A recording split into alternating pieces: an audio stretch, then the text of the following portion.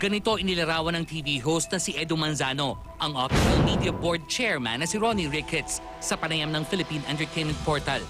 Ngunit bakit nga ba galit na galit ngayon si Edu sa kapwa nito aktor? May kinalaman ba rito ang pagiging dati niyang pinuno ng OMB? Huwebes September 4, inilabas ng Ombudsman ang kautosang nagsususpinde kay Ricketts at sa 4 itong mga tauhan dahil sa pagpapabaya umano sa trabaho. 6 na buwan ang ipinataw na suspensyon at pinasasampahan rin sila ng kasong kriminal. Kaugnay ito na nakumpiskang pirated videos ng ahensya noong 2010. Ayon sa reklamo, pinayagan daw ni Ricketts na mailabas ang kinumpiskang mga videos sa warehouse ng OMB nang walang kaukulang pahintulot. Nabigo rin umanong kasuhan ng OMB ang may-ari ng ni-raid na establishmento. Lunes, September 8, nag-post sa Twitter si Edu ng screen cap ng isang text message na hinihinala nitong mula sa kampo ng OMB chairman. Tila nagbabanta ang galit na mensahe at tahasang inakusahan si Edu ng pag-impluwensya raw sa ombudsman upang masuspinde si Ricketts. Manzano categorically denied the allegation. Mula sa pool, yung nagkakaroon dun sa ng problema sa OMB, si Mr. Ricketts.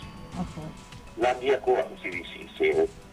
Ang sinasabi ko lang naman, ngayon, kasi kayo na ako nagkasalita, wala naman ang kinalaman dun kung sakasakali. Siya ay sinuspinde ng ombudsman kasi lahat yan ay base sa ebidensya.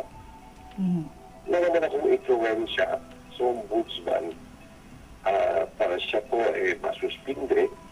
Nasa Amerika ngayon si Edu, ngunit sinabi nito sa PEP, and we quote, "Ano bang kinalaman ko sa ombudsman? Unang-una sa lahat, wala naman akong pwesto. Pangalawa, ang pagsususpinde sa kanya ay base doon sa mga natanggap nilang mga facts, yung mga ebidensya." Unquote. Pinabulaanan din ni Edu na inaambisyon niyang makabalik sa pwestong hawak ngayon ni Ricketts. Yun ang isang bagay na gusto kong i-assure sa lahat. Mga tao na wala akong plano. Kung sakasakali, halimbawa i-offer sa akin, hindi ko tanggapin.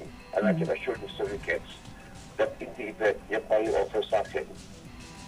I will just donate money para sa depensa, para sa kanyang abogado.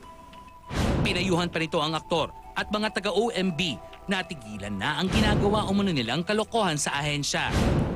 Maybe it's time for him to step down in as much as sirapi na ng Malacanang. Sinubukan ng StarTalk na kunan ng pahayag si Ricketts, ngunit hindi ito available. Sa halip, isang statement ang ipinadala ng kanyang abogadang si Marian IVF Reyes Fajardo.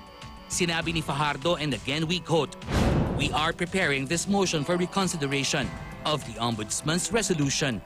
The decision is not executory yet, as the remedy of the motion for reconsideration is still available. He still remains chairman of the OMB.